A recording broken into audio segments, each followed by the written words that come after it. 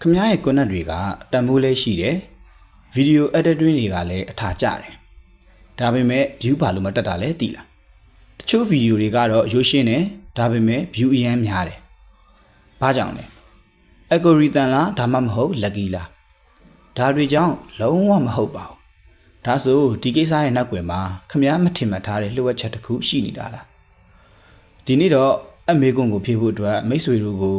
view တွေတက်လာဖို့လူစိတ်ပညာကိုဘယ်လိုအသုံးချရမလဲဆိုတာကိုပြောပြပေးပါမယ်ဒါကိုမပြောခင်ဘူးတူတာအနေနဲ့ YouTube လိုမျိုး online platform တွေကဘယ်လိုတိစောက်ထားသလဲဆိုတာကိုပါအကြမ်းမြင်ရှင်းပြပေးပါမယ်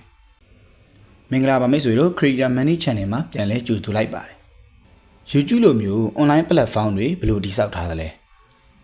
YouTube, Facebook, TikTok ဒီလို online platform တွေက algorithm လို့ခေါ်တဲ့ဤပညာနဲ့လူရဲ့အကျင့်ကိုမိတ္တူကူပြီးတိစောက်ထားတာပါဥပမာပြောရရင်ဟာတာစီးပွားရေးဘူးတူတာအချက်အလွန်ဒီလိုဗီဒီယိုတွေကိုအကြည့်များရင်မိတ်ဆွေရဲ့ဖုန်းမှာအဲ့ဒီလိုဗီဒီယိုတွေပဲပို့တက်လာတယ်လို့ဆိုလိုတာပါဒီနည်းပညာကို algorithm လို့ခေါ်တာပါဒီတော့ရှေ့ဆက်ပြီးအခုဗီဒီယိုမှာ view များဖို့လူစိတ်ပညာ၃မျိုးကိုပြောပြပေးပါမယ်နံပါတ်1 curiosity gap လူတွေဟာသင်ဗီဒီယိုကိုအမှန်တကယ်စိတ်ဝင်စားတာမဟုတ်ပါဘူးသူတို့မသိသေးတဲ့အကြောင်းအရာတွေကြောင့်သာစူးစမ်းလေ့လာခြင်းစိတ်ဖန်တီးခြင်းစိတ်တွေကြောင့်သာကြည့်ကြတာပါဥပမာ Mr. B ရဲ့ challenge ဗီဒီယိုတွေကိုကြည့်ပါသူတို့ဘာစဖြစ်မလဲဆိုတော့တီးခြင်းစိတ်ကြောင့်သာကြည့်ကြတာပါမဟုတ်ရင်သူတို့ကြည့်မယ်လို့မထင်ပါဘူးအဲ့တော့ curiosity gap ဆိုတာကအဲ့ဒီလိုသဘောပါပဲမပြောသေးပဲလူစိတ်တွေကစူးစမ်းလေ့လာခြင်းစိတ်ကိုလှုပ်ဆော်တာပါဒါကပဲသင်ဗီဒီယိုနဲ့ viewer တွေကိုချိတ်ဆက်ပေးတာဖြစ်ပါတယ်ဒီတော့လက်တွေ့အသုံးချနည်းကိုပြောပြပေးပါမယ်တိုက်တယ်မှာအဖြေမပါပဲမေးခွန်းလိုမျိုးဖြစ်အောင်ရေးတာပါ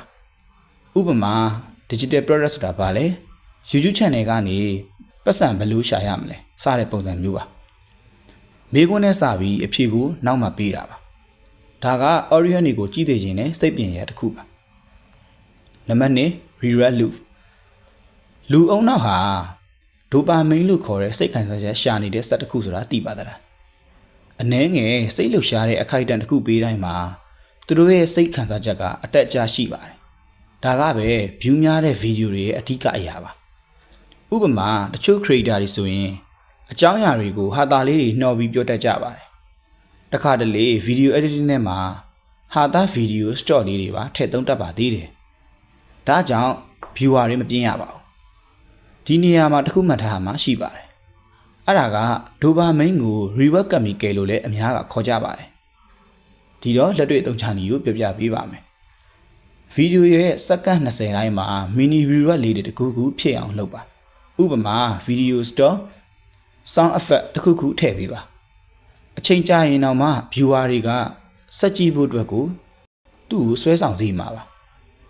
နံပါတ်3 relatability effect relatability effect ဆိုတာက view များတဲ့ဗီဒီယိုတွေတိုင်းမှာအမြဲတမ်းတွေ့ရတဲ့ this is so me ဆိုတဲ့ခံစားချက်ပါပရိသတ်တွေကိုကိုယ်နဲ့ဆက်သွယ်နိုင်ရင်မိတ်ဆွေရဲ့ဗီဒီယိုတွေကိုမမေ့သွားကြပါဘူးဘာလို့လဲဆိုတော့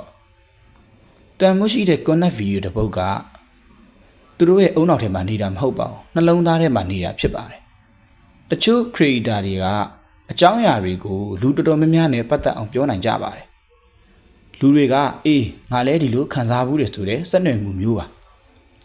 ဒီတော့လက်တွေ့အသုံးချနည်းကိုပြောပြပေးပါမယ်မိတ်ဆွေနဲ့ပတ်သက်တဲ့အတွေ့အကြုံစိတ်ခံစားချက်ဟာတာပျော်ရွှင်စရာဒီလိုအခိုက်အတန့်တွေကိုပြောပြပါပြီးရင်ဒီလိုဖြစ်ဘူးတဲ့သူများရှိမလားဆိုတဲ့မျှဝေခံစားဖို့ဖိတ်ခေါ်ပါဒါကလည်း audience ကိုဆွဲဆောင်နိုင်တဲ့စိတ်ပညာကောင်တစ်ခုပါပဲမိတ်ဆွေတို့ကလည်းကိုတီးတဲ့စိတ်ပညာရပ်တွေကို comment မှာထင်မြင်ချက်လေးတွေရေးပေးလို့ရပါတယ်မိတ်ဆွေတို့အတွက်အကျိုးတစ်စုံတစ်ခုရှိတယ်ဆိုရင် like and subscribe လေးလုပ်သွားပေးပါအောင်အဆုံးထိကြည့်ပေးတဲ့အတွက်အတူတယောက်ချင်းစီတိုင်းကိုကျေးဇူးအထူးတင်ပါတယ်နောက်ထပ်ဗီဒီယိုတွေမှာလည်းပြန်တွေ့ကြပါမယ်မင်္ဂလာရှိတဲ့နေ့ရက်လေးဖြစ်ပါစေလို့ဆုတောင်းပေးလိုက်ပါတယ်